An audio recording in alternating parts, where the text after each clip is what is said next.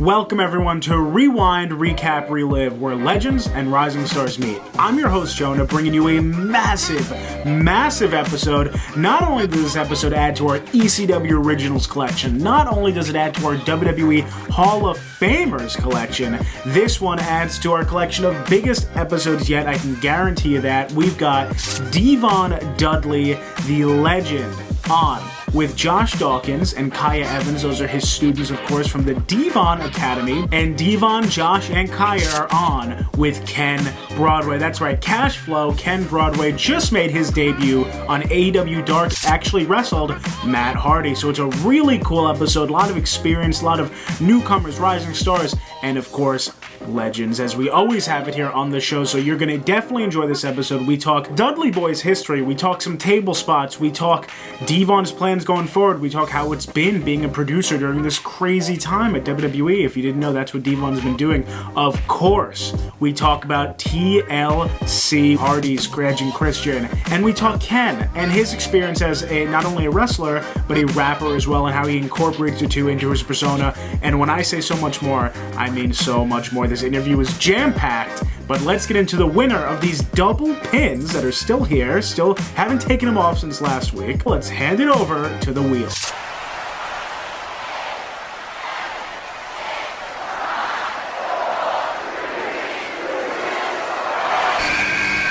TIHC office. The wheel has spoken. Congratulations. We will get in contact with you. You're taking home Dead Man, Bear, stickers, a whole prize pack, and I hope you enjoy. Now we're getting into next week's giveaway, but before we get into it, I gotta swap pins. Whoa, Chico, would you look at that? The bad guy pin has appeared here. The return of the pin swap. You have the chance to win the bad guy pin, and all you gotta do is go right down below and type in hashtag R3 giveaway. You will be entered to win this pin, along with some bad guy stickers to go with it, and you get a Wrestling Pins card. All that by just simply going right down below and typing in hashtag R3 giveaway. That is all you have to do to enter, and you can take home the bad guy pin, the bad guy stickers, the Wrestling Pins card. You will make out lucky from watching the show, and your name will be announced on next week's episode, and stay tuned on Twitter to see who's coming on next week. Now, for those of you who did not take home the Bear and Dead Man pin pack along with those stickers, or for those of you who may not win the bad guy pin, we've got you covered. All you gotta do is head over to Wrestling Pins right now, click on the bad guy pin, click on the Dead Man pin, click on the 9th Wonder of the World pin. That one is fantastic, just dropped, rare and regular editions. Go click on the Hitman, go click on any pin that you see there, and upon checkout, you type in RRR 15 off to get 15% off your next Wrestling Pins order. It is worth it. Some of the best wrestling merchandise on the market. I think the absolute best. So head on over there and grab some pins. We've taken care of everything here. All that's left is for you guys to go right down below and smash that subscribe button. Get us up there. We're so close to hitting 800 subscribers. Think you can help us get there? It would mean a lot. I really hope you enjoyed this episode. It was a really fun interview to conduct, and honestly an honor to sit down with D-Von Dudley. Amazing. I hope you enjoy. Please like this video, share it around, tell everyone you're watching D-Von Dudley. I mean, come on, does it get any better than that? Tell them you're watching D-Von Dudley. They'll tell you to get the tables and vice versa, and you guys will have a lot of fun. Some What's Up, some Testified. Trust me, it's going to be a good one. Make sure you keep your eyes open on Twitter and Instagram for our next guest next week, the episode where your name might be announced if you win the giveaway. And I think that takes care of it all. Listen, guys, I'll see you soon.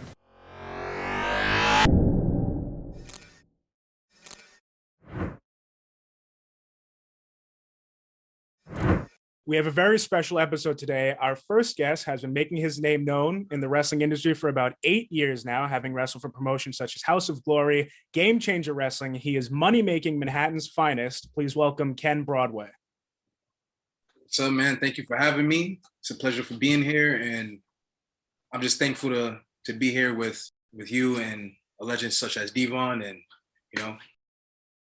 ready. Absolutely. Yeah. We're very happy to have you. Our next two guests are rising stars in the wrestling business, currently training at D-Von Academy. Please welcome Kiah Evans, and soon to have a tryout with NXT, Josh Dawkins. Thank you for having us. Appreciate it. Of course, yeah. And it's my honor to introduce our next guest. He's a legend and multi-time Hall of Famer. He's dominated in companies like WWE, TNA, ECW, New Japan, and more. Please welcome the Hall of Famer, D-Von Dudley. Damn, that's a lot of stuff I did, huh? Yeah, you earned it. You earned it. Very happy to have you all here. And I just want to start with how you all got into pro wrestling. So we've got a few here. We'll start with Ken. How'd you get into pro wrestling? So it started for me, like the cliche way everybody says, my dad was heavy into wrestling. And when I was about like 4 or 5-ish, I was like watching him flick through the channels and wrestling was on, he was watching. And my earliest memory was like seeing like Triple H and Stone Cold and like The Rock and I was just amazed. I was hooked instantly. And each time like my dad would watch, I would just get more hooked and hooked, and I would start buying like the action figures. I would see like the action figures in stores, and It wasn't until like around like 2000 when I went to my first live show at Madison Square Garden where I was like, this is like incredible. This is all I want to do. And the rest is history. I've been, a fan my whole life pretty much. And I'm blessed to be in it right now, Of course. Yeah. And Kiah, how about you? How did you choose pro wrestling? It was kind of similar for me. My dad watched pro wrestling and he would take the live shows near our house in Georgia.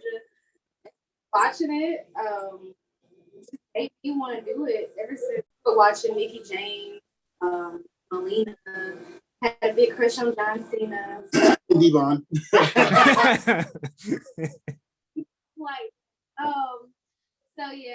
So that's what made me get into it. Then when I was graduating high school, I kind of was trying to figure out what I wanted to do, and wrestling was on. And my dad jokingly said, you should try wrestling. And I took it seriously.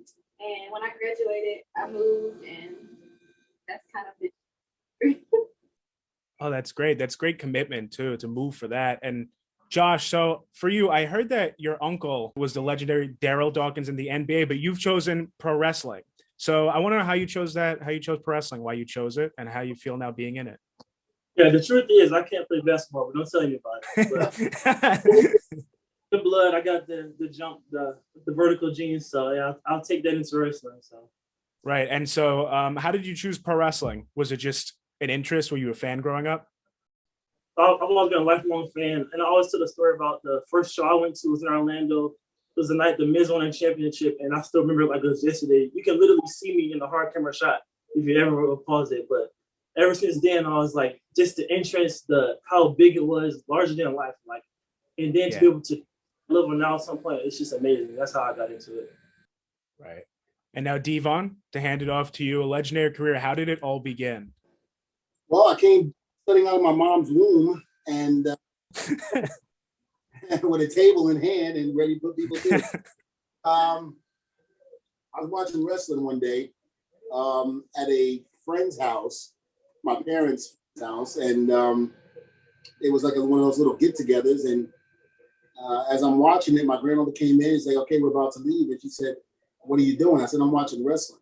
And she said, "Boy, turn that fake stuff off." Like, no, these guys are really beating each other up. Says, "No, they're not. They're not. It's not real." I was like, Grandma, it is real. And, the whole, when someone doesn't believe, they're not going to, straight away. So at the time, it was Big John Studs going up against Bob Backlund. And it intrigued me that because I had never seen wrestling fight before. I've seen boxing here and there, but never pro wrestling. So it intrigued me. And when Hulk Hogan came on the scene in 1983 at Rocky III, it wasn't the first time he came on the scene because he was in WWE prior with Freddie Blassie as a heel and wrestled Andre in Shea Stadium. But again, I was too young to know any of that. So now Rocky III, I think at the time, 1982, I was 10 years old. And I fell in love with Hogan's character when he came back to rescue Bob Backlund from the Wild Samoans. And Hulkamania was born January 23rd, 1984, when he fought the in Madison Square Garden. And from that point on, when Hulkamania ran, I ran with it. I love that. That is fantastic. And now to hand it over to Ken, I want to get into training, how training's been for you guys in pro wrestling. Ken, first with you, you've been in about 8 years now. How was training? when I first started, so let me backtrack. So Yeah. as soon as I graduated high school, my goal was to like become a pro wrestler instantly. I did the college thing. I did one semester of college, and I realized instantly, like, I was like, this isn't for me. This isn't right. I should be chasing my dream. So I was looking around for wrestling schools. I found Johnny Rod's downtown Brooklyn, but it was a little pricey, a little expensive. So I was like, you know what? Screw it. I'm gonna like save up, get a job. I worked at LaGuardia Airport for about 2 weeks, and then in those 2 weeks, legit, I've seen Taz go through the airport, and the rapper Jadakiss, and just off those two, I was like, you know what? Like, let me stop playing, really do this. And I started looking for more schools, and I was fortunate enough to find House of Glory Wrestling down in Queens, and it was with Amazing Red, Brian Excel. So after the 2 weeks at LaGuardia Airport, I got my first check. I quit.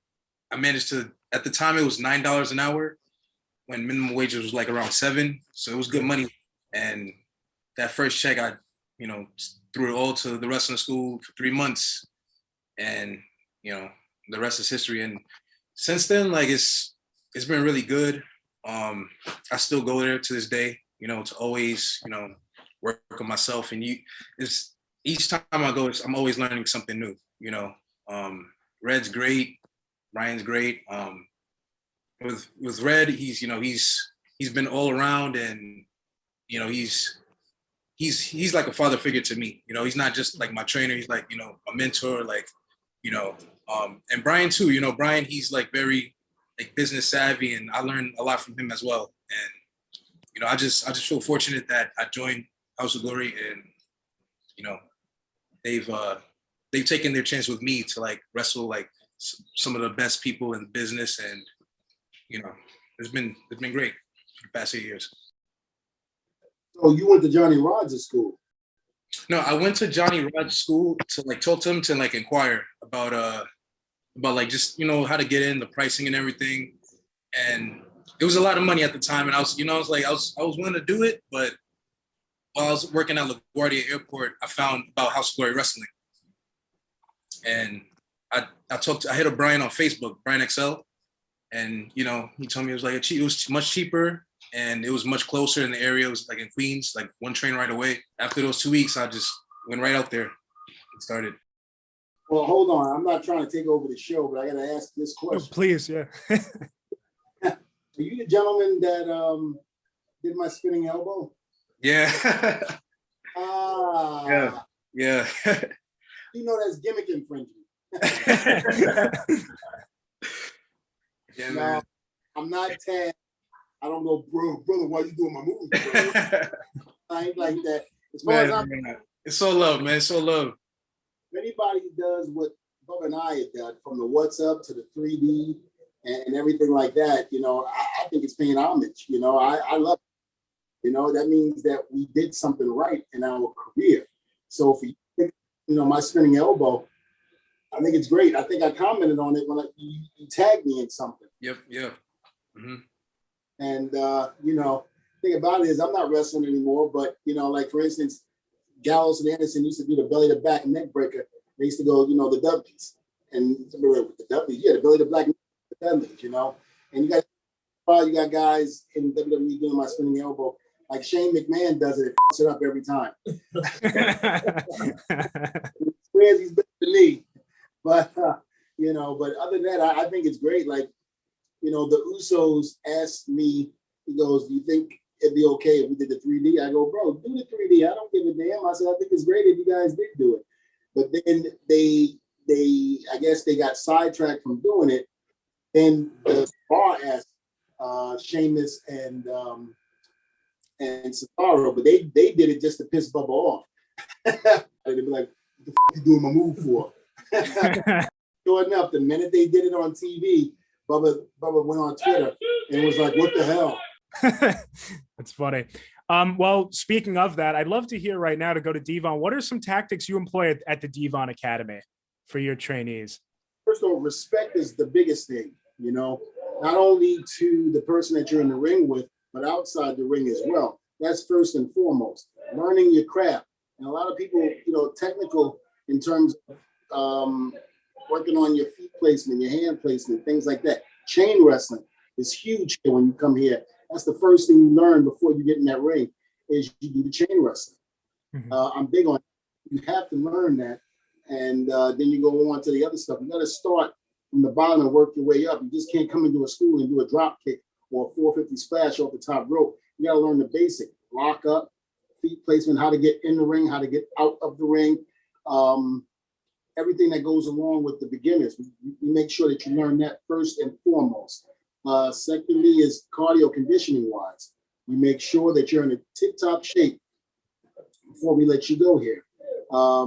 Also, we have people coming in that basically, how do I say this? They come in and learn the psychology of the business. That's first and foremost. You got to learn how to tell stories. That's the biggest thing in WWE. You could suck at wrestling, and I'm not going to put anybody on blast, but y'all know who it is to save their lives, but yet they're big stars, and that's because they know how to storytell, and promos and things like that. So that's a lot of things that we work on. Hell, we even work on hot tags and stuff like that, and getting ready and the shine is what we call, for the baby face, and teach people how to be heels and how to be baby faces. And if you're a baby face, then you shouldn't be doing things that are being heel. If you're a heel, you definitely shouldn't be doing moves at a baby face. So we teach you the right way of doing things here. So I'll go to Josh now. Being a current trainee at D-Von Academy, what do you think about what D-Von said? Do you have any specific tactics you've picked up along the way that have helped you? Absolutely. I would say since I've been at this school, I've never felt more physically and mentally ready for anything in my entire life. Like, this school will get you ready in every aspect, A to Z. Like with our trainers, D-Von Dudley, and our strength conditioning trainer, Dan Carr, we truthfully take your athletic prowess to the next level, in and out of the ring. I just never felt more confident in anything in my life since I've been here. Oh, that's awesome to hear. Kiah, how about yourself? Same question. Oh yeah, same here, honestly. Like, I just it feels like family here too.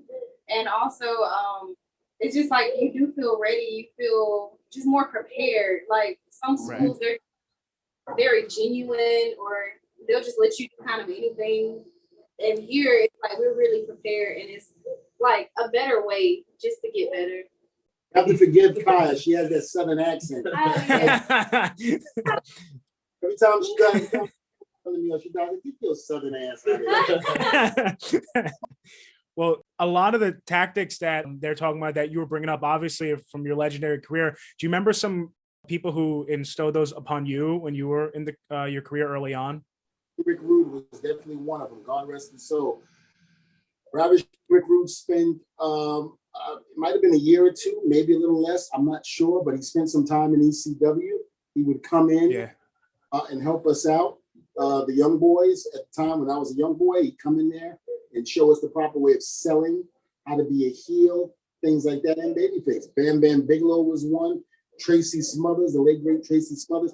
Tommy Rick, Tommy Rogers. I mean, the list goes on and on. All those guys that stepped through the doors of ECW that I used to watch on TV that came through, they all helped us out. Terry Gordy, Dr. Death, Steve Williams. I mean, we learned so much from so many people. And that's the thing. You got to learn from people that have made money and that have been somewhere. Because how the hell you expect to learn from somebody that hasn't been anywhere, who hasn't made any money? How are they going to teach you how to be in WWE or any organization if they've never been there? And you have a lot of guys that open up wrestling schools that ain't never been anywhere, never done anything. Ken, do you have any thoughts on that? No, I completely agree with everything he said. And that's how I made the decision I made, definitely Johnny Rods as well. But with Amazing Red, like growing up, when I was like a kid, I watched, TNA and like Ring of Honor too. And I've seen him, and everything that I've ever wanted to, do in my career, like go to Japan and wrestle for this company and that company, he's done that. So, why not, go to him and like learn from him and really soak in all that knowledge. So, I could, do that for me and things like that. And of course. And for someone who's never seen Ken Broadway in the ring, what could they expect from your style? How would you describe it to someone who's never seen it? Put in the elbow. Done. But yeah, but I would just say just like lots of flash, lots of strikes. Before I joined House of Glory, I never like got into like New Japan or like Japanese like wrestling, and he's put me onto like a lot of All Japan, New Japan, Noah, and one of my favorite guys, one of my favorite wrestlers, Misawa. So I love throwing elbows, things like that, like suplexes, and I love like that strong style, that they do in Japan. But I try to, even when I'm in training, I try to like do everything. I try to learn like the lucha. I try to learn, striking, properly. I try to, incorporate everything into that style. And while I'm, putting my gimmick on and I'm dancing and everything. So I just try to innovative do a package. Yeah. Yeah, total package. D-Von, early on in your career with the Dudleys back in ECW, it was originally a much larger stable before WWE, before anything. You guys were the Dudleys in ECW. Could you take us through how that came about, the original formation of the Dudleys? Well, the Dudleys were formed before I got there. Okay. There were so many other Dudleys. You had Big Dudley. Yeah. Bubba was there. Sign Guy Dudley, Chubby Dudley. So, and even before that, it's Snot Dudley, Dudley, dancing with Dudleys. I mean, it was a bunch. Bubba and I were the only ones that really clicked. And then, of course, Spike came later, and Spike added to the. But, when I got the phone call from Johnny Rods, he said, listen, I got this kid down here that will blow up everybody in the ring. And I remember looking at Johnny go, why would you say that? For barbed wire bats and tables. I was like, I want to get hit. I said, why would you say that? He goes, I got this. And, he was talking to Taz at the time, I believe. And then Taz goes, oh, really? When you hear somebody go, oh, really? It's like, oh, shit. And, I just knew at that point I had to come correct when I did my tryout. And did the tryout. Dreamer came there. Bubba was sitting in the corner, because Bubba at that time was a young boy, so he was in the corner and he didn't move unless Taz told him to move. It's a lot different story now, but yeah. But he Paulie wanted me to come to the ECW studio, come meet with him, and he asked me. He goes, "Who's your favorite? Who do you like? What do you like?" I didn't realize what Paulie was doing. He was trying to get me to try to come up with a character for me, because he got the green light that I could go in the ring, and now he was trying to think of what he was going to do with me and where he was going to put me. Because at first they for Rastafarian W. At the time, the hair on top of my head in the middle was already growing thin, so there was no way I was going to grow dreadlocks. There was no way. My mother put Jerry. I thought I was going to look like Michael Jackson. Say, oh, my brother, Rastafari. Oh, trust me. No, you saw the fro, but you didn't see the Jerry curl. And I basically just told him, I said, I love Rocky 3. That was my favorite movie. And he goes, who's your character? Who's your favorite character? Rocky? I go, no, Mr. T. He goes, I said, I love Mr. T. I said, I do him all the time. So he wanted me to do a little imitation of Mr. T, and I did it. And he was blown away by it. And he goes, you ever see Samuel L. Jackson in Pulp Fiction?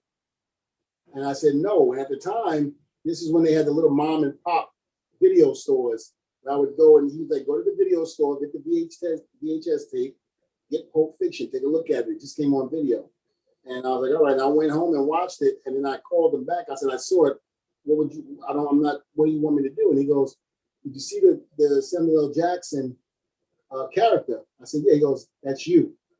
And I said, that's me. He goes, yeah, you're going to be that militant, Bible thumping guy right before you whip their ass, you're going to preach to them. And I said, all right, because both of my parents are already reverends. Okay. And they already had, so I was very familiar with the Bible and familiar with the church and scriptures. So I knew that at the top of my head. And now I had to put that with the character of Mr. T. I had to put it together, and that's how D-Von was formed. Wow, that's so cool. That's amazing roots. Josh, I want to throw it to you now.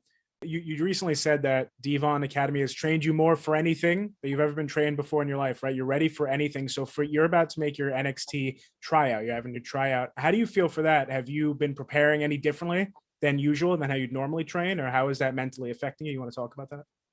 Well, the beauty is of this place is you prepare for that time you get here. So is it really any different? No, because we, go to 100% every day we're here, with promos, with getting in the ring. I mean, that's why I say mentally and physically, I feel more ready than anything in my life because we train for that every single day. Like we train to be ready.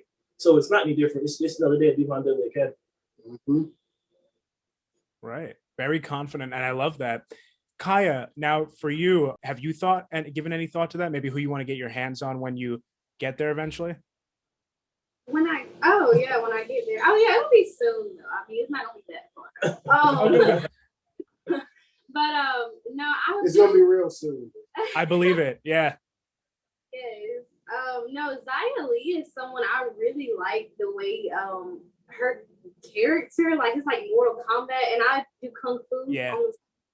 So I'm like, I'm sorry, I never heard nobody refer to as kung fu on the side. Martial arts, kung fu. Yeah. Well, martial. So yeah, Xia, that would be like my dream matchup. That's a great one too. And Josh, same question for you. I don't know if you could say who your tribe's going to be, or if you even know, but are there anyone specific you want to get your hands on? Specifically, I guess it'd be the champ. So I guess Finn Balor, man. I go on right now. It'll be a new champ. I love that you're going to be in his corner, D-Von, when he takes it. Me and Kiah and Josh's corner. Absolutely. If it means me getting back in the ring and putting on those boots again, I do have a victory over Triple H as Reverend D-Von. I like to keep hush hush about it. I did see that, yeah. I'm afraid if I say it any louder that he might bring me back in the ring and beat me in 10 seconds. So I don't talk too much. Keep it on the DL for sure. Ken, same question for you. Are there dream matches out there for you right now? Most definitely. One of my dream matches for sure is like Samoa Joe. Like just his style. It's just dope. Like I said, I love like the that strong style, that real fight. Like he's like the type of guy, if you see him, you're gonna get your ass whooped. You're in for like something. So Samoa Joe, definitely like Kyle O'Reilly. Those guys, Aleister Black. It's a few dream matches. It's a lot. It's too many to count right now. Yeah. Ken, mixed with your wrestling, I know that you also rap, and you just had a single come out this past Friday, right? Yep. Released. Nice. So I'd love to know how you've managed to work that in, developing your Ken Broadway persona. So I've been a hip hop fan my whole life. Growing up, is Jay-Z, 50 Cent, Ludacris, Lil Wayne, Gucci, I'm a millennial, so I love the new school and the old school. And honestly, I used to like write down raps. I used to like go on YouTube, listen to like a Lil Wayne type beat, and I used to write. I would never record. And and then unfortunately COVID happened. And my boy Jordan, shout outs to him, shout outs to Karama. He introduced me to my producer, Dank Liddy. And all like I'm lying, end of 2019 going in, and then into 2020 is when I started recording, and just little by little. And I don't know, like each time I went to Dank and record with Karama, like I would just get more confident. And I was like, you know what, maybe I'm gonna put out a single one day. And we formed like a little team, like a little clique, and we call it Good Vibe Tribe. And yeah, like we always bounce off ideas, and we're just, in the studio. And fortunately enough, I have a whole EP recorded now. And I dropped Fine Wine earlier this year. I dropped Hot Potato Friday. And the EP should be coming out in April. like mid-April. And it's like I said, what I've noticed during 2020 is that like a lot of other pro wrestlers are getting into like different things like fashion. Like a lot of other wrestlers are doing music. You know, Leo Rush is doing music. Like a lot of people like Myron. It's a whole bunch, and it's, you know, I love to see that. You know, it's like showing a different side of everybody. You know, so. Of course, yeah. No, really multifaceted. I'm gonna be honest with you, that's the key. Getting able to have your hands in everything, which is what I got my hands in pretty much everything. But I got my producer now for WWE after retiring. At the wrestling school, I have a detailing business in Fort Lauderdale. Mm-hmm. Got my podcast every Wednesdays at 4 p.m. It's called Table Talk. So I'm getting my hands into pretty much everything. And that's the key. That's what a lot of guys and girls got to understand.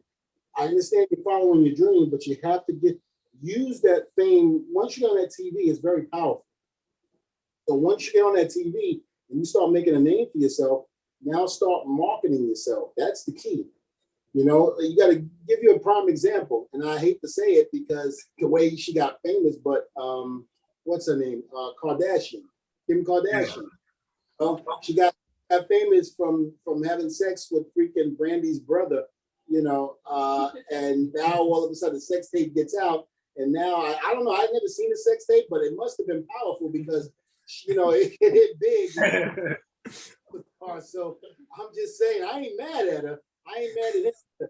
I'm just saying, I would have loved to have seen the video, maybe even partake in the video. You know, I ain't mad at Kim. Yeah. Check me out, Kim. No, I'm married. Can't do that. Can't do that. See, I got this one talking about. I was about to say, wait a minute, you married. My daughter. She's like, hello, hello. Hi. No, but you gotta have your hands in everything, man. You know, once you get, like I said, once you get your name out there, start thinking of things that you want to make money for you on the outside of wrestling too. Right. Because things go bad, or if something happens, you know, you need something to fall back on. Why I'm doing what I'm doing. Mm-hmm. You know, make sure that everything is good because, you know, hey, Vince may wake up one morning and say, D-Von, we don't need you to produce anymore. Then what am I going to do? You know, I can't sit there and cry the blues. And I always said, you know, people get mad at Vince when he fires them. I'm like, don't get mad. Think of it as a blessing in a way.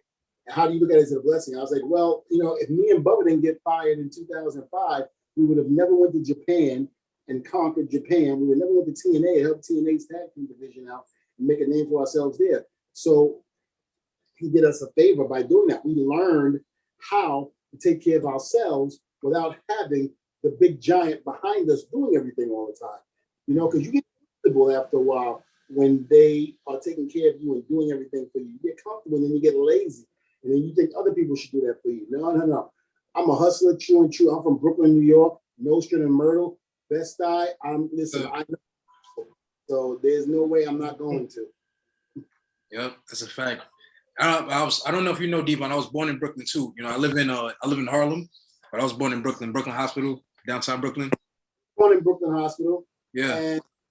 And the thing about it was also, there was something you said earlier, Johnny, it just clicked. You said Johnny Rods. I was like, oh, okay. And he's doing my spinning elbow. I said, okay. I said, it's kind of like a theme here. And then I said, and then when you told me about your job and this and that, I worked at the post office, you know, when I was going to school with Johnny. So, because I had a family to take care of and this and that, I was like, this brother's kind of following in my footsteps. All right. Now, bottom line is, now remember, when you do the what's up, make sure you don't hit the guy in the nuts, you know. So, and make sure you draw your neck back. My son and Pharrell, who are in the business now, you know, they're in AEW, and they did the what's up. They were doing the what's up for a while, and my one son Terrence goes, Dad, all those years you did the what's up, how do you not I jar my neck every time? How do you not do it? I said, because I'm relaxed. And that's the key. I go up on that rope and I try to make my neck relaxed as possible. So when I do get close to that area, even if I did lose it, it wouldn't hurt them, you know? Right. But you know, sometimes it all depends. If you pissed me off before we got in that ring, you weren't having any babies. That was just D-Von, you spoke a lot about just now being a producer for WWE and your plans after that, but I'd love to know, how has it been being a producer during this crazy time, and how have you seen like the superstars around you adapt to it? It was great. I mean, it's been really good. I mean, it was hard. Don't get me wrong. I mean, people adjusting Right. Corona, the mask wearing all the time, and so forth and so on. It's been tough, but we've learned to adapt like everyone else did. And yeah, we had a few cases here and there, but just like everybody else has, and we learned to deal with it and we learned to take care of it. But it's been, it's been good. I've been out for a while. I had a stroke in November 13th, and so I go back on May 1st. So Okay. WWE has been great with my health, dealing with the health issues. They've allowed me to take as much time as I wanted to. And when I told them, I said, listen, I'm ready to come back May 1st. They said, well, if you want more time, you can. I said, you fine. They're like, no, we're not fine. We're just saying 100%. I said, okay. Just making sure. But no, they've helped. They've the best doctors, you name it. They've been great. So I can never say anything bad about the WWE in terms of that. They really took care of me during this time and have allowed me to be able to, get well, go to rehab and do all of that. And now I can see, when the stroke happened, I was probably 30%. Now I'm back at 95% and almost about to get in the ring with the students in May 1st, come May 1st. You better watch out. You guys better watch out. D-Von's coming, right? Listen, by the time I get ready to get back in the ring, they'll be going in NXT already. Oh, okay. All right. So they escaped the new class then. Well, I'd be remiss if I didn't ask this, just being a big fan of it, D-Von. I'd love to know a moment that I've heard you say you were both proud of and terrified of, the ladder match, of course, involving you dangling the triangle ladder match. If you could just take us through that, any memories you might have either immediately after or going into it, or thoughts back on it now. Well, I do remember the first WrestleMania. Vince didn't know what he had, and he's admitted that, and other people have admitted that around his inner circle. They didn't know what they had with the Hardys, Edge and Christian, and the Dudleys. They basically threw shit against the wall to see if it stuck. And I think it really started when the Hardys and the Dudleys did the table match at Madison Square Garden at the Royal Rumble in 2000.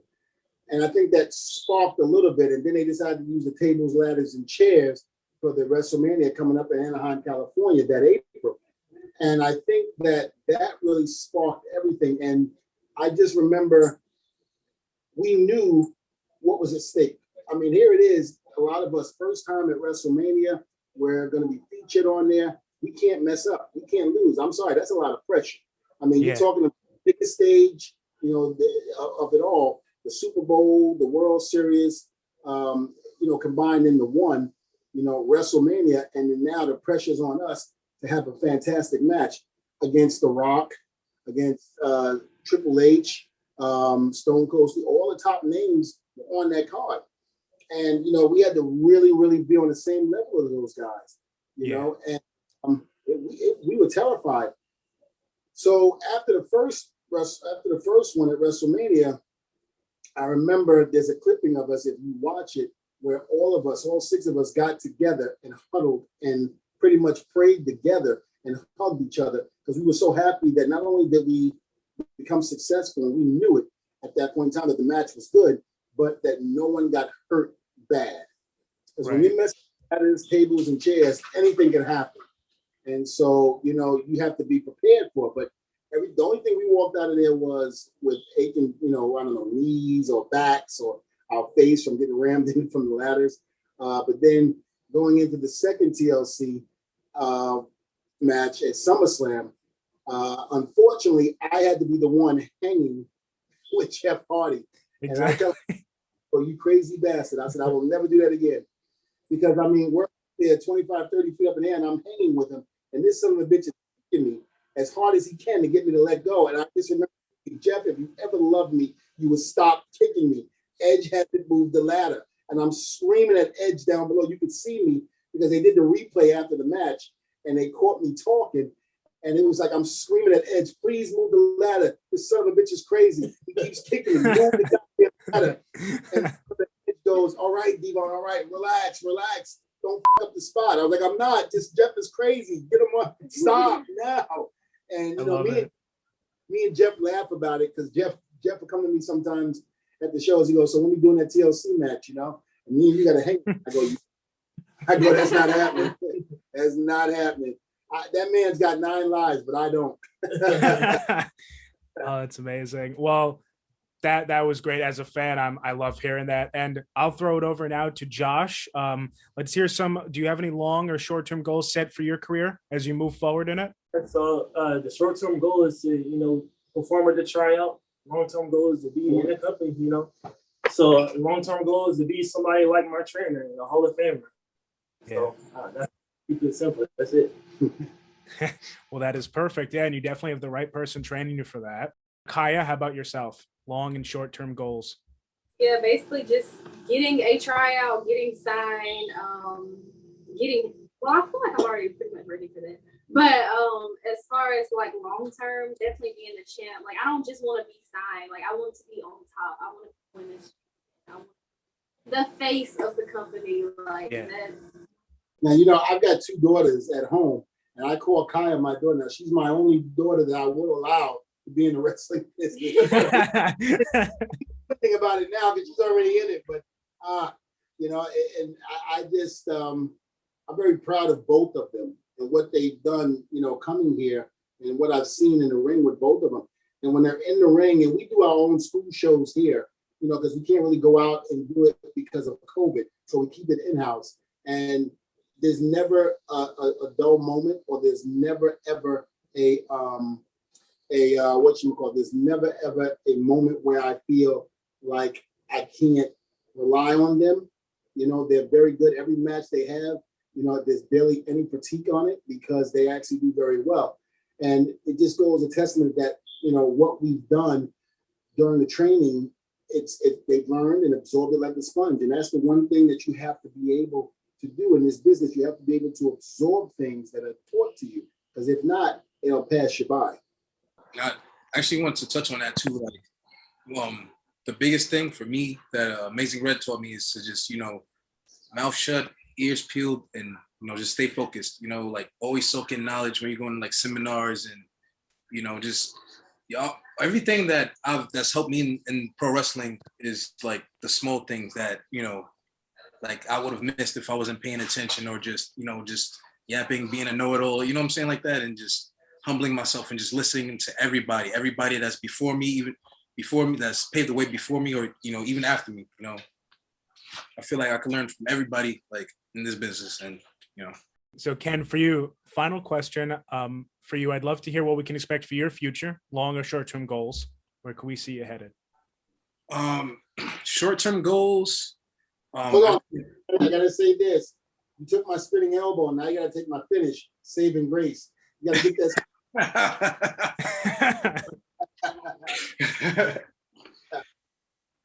Yeah, man.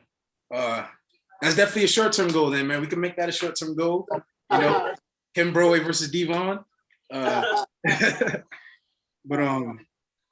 yeah, some short-term goals is just, I just want to keep being busy, you know, stay traveling. You know, like I said, this year I made my return after a whole year of not wrestling due to COVID. I just want to stay busy, stay in the best shape. And long-term goals, I just want to, you know, just build myself not only as a pro wrestler but as a brand. You know, keep doing music, you know, getting merchandise right, working on my look, my character, and, you know, possibly signing to a major deal. You know, I just want to, you know, just travel. You know, anybody that reaches out, I'll, you know, definitely look into it. But I just want to travel and stay busy and just build my brand up before anything. You know. Absolutely. And fine. Well, D-Von, do you want to talk about a little bit? You mentioned it earlier that you do a lot outside of the ring now. Do you want to touch upon that before we go to the last question? What you've got your hands in? I mean, yeah, basically the wrestling school, which we're here now. My detailing business in Fort Lauderdale, the mobile detailing business that goes around all of Florida and details the cars and all of that. I got great guys working for me to take care of the cars. We've done so many guys in the wrestling business already that live in Florida that have been extremely happy with their results of the final cleaning. One is Charlotte Flair, C3, Zack Ryder, Rebel from TNA.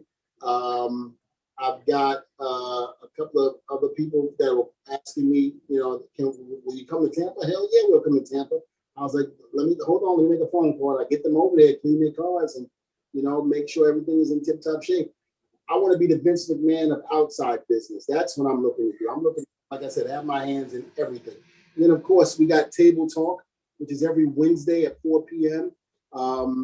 It's an hour show, and our thing is we are not just a wrestling show, but we are like pop culture, everything. We talk a little bit about wrestling. We have a lot of wrestling guests on, but we also have other guests like Eileen Dietz, who was the person who subbed in for Linda Blair for The Exorcist. There were certain parts as a 12-year-old girl that Linda couldn't do. Like the crucifix scene with the cross and the crotch. That was Eileen. And the whole vomiting on the priest, that was Eileen as well. If you go back and look at it, it wasn't Linda Blair, because it was like a real bad, rough cut when they did it. But you can actually see Eileen when she does that last jerking of the stuff coming out on the priest. And I'm scared to death of that movie. I got goosebumps. I got about it. The good God, literally got goosebumps. And petrified of that movie since I saw it when I was like 10 or 11. And to this day, I can't watch it by myself. So when she came on the show, I had to run away for a little bit, then come back. And, it was a little rough. But other than that, we have guests like that. We have a lot of people that's not wrestling, but we want to get, like I said, we want to open the door to everybody, not just wrestlers, but to everybody. Because we want to, again, we want to have the pop culture, and we want listeners from all over. Because a lot of people, you got to understand, they don't watch wrestling or even know it. So I still want to get that majority of people out there to watch the Table Talk. I want them to be able to enjoy what they're watching. We've got guests that are coming. We got Ronda Rousey that's coming on. Wow. I think I saw that. I think I saw the promo maybe. Yeah. Yeah, because Ronda and I did a semi-goof movie called Tables. Was the tables were attacking me after breaking so many tables. So they were coming to get me and Ronda. And it actually, the critics loved it, and we're waiting for us to come out with the full movie. And we're actually in the process of getting ready to do that now. In terms of the producers and writers are writing the script for it, and we're going to do it. Me and Rhonda were just talking about it, how cool it's going to be. So we're doing that. I'm doing projects like that with Rhonda, and again, producing and all of that. So it's one of those things. Again, I'm trying to get my hands in everything. Right. It definitely shows. That's hilarious. I'll keep my eye out for that movie. Definitely.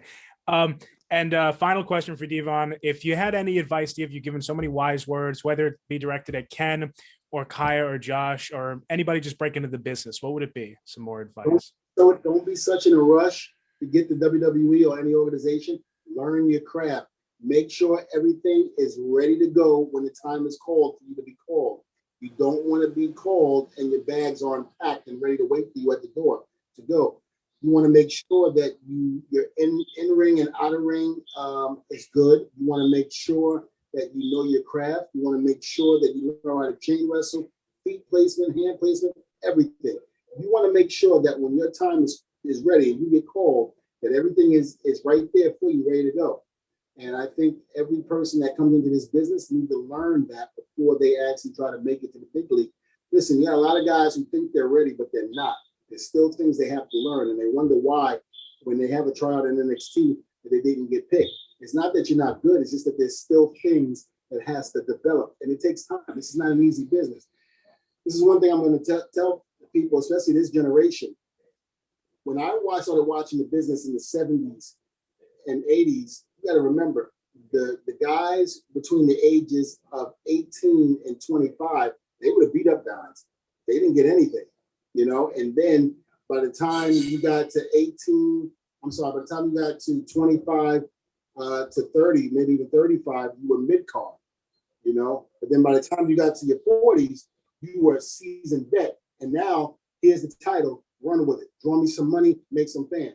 Remember, and you got to think about it. Look back at all the guys who've ever made money at their career. They were all older and seasoned. They knew their craft. That's why it's never, don't try to leave the school so early before your time. stay as long as you possibly can, because it's a dog world out there in this wrestling business, and it's cutthroat, and it can be harmful. So stay under the belt under mom and dad as long as you want before you actually decide to take that leap of faith. Right. Wow, well, that was great. Thank you all so much for being here. D-Von, Ken, Kiah, Josh. Amazing episode. Good luck, Josh, on your NXT tryout. And that finishes us off for this episode. Incredible sponsors, Wrestling Pins. Now, if you heard me mention them 2 times before and you're hearing this for a 3rd time, why haven't you already ordered some pins at this point? You are an hour deep in the episode. Go on your phone, order some Wrestling Pins, and type in RRR15OFF upon checkout to get yourself 15% off. Courtesy of Rewind, Recap, Relive, of course, your next Wrestling Pins order. Go to this link right here or in the description box below, and I'll see you soon. Woo, Messy Daddy, Boogie Woogie man feel good. I tell my people, my brothers and sisters, don't you dare miss online, rewind, recap, relive. Oh yeah.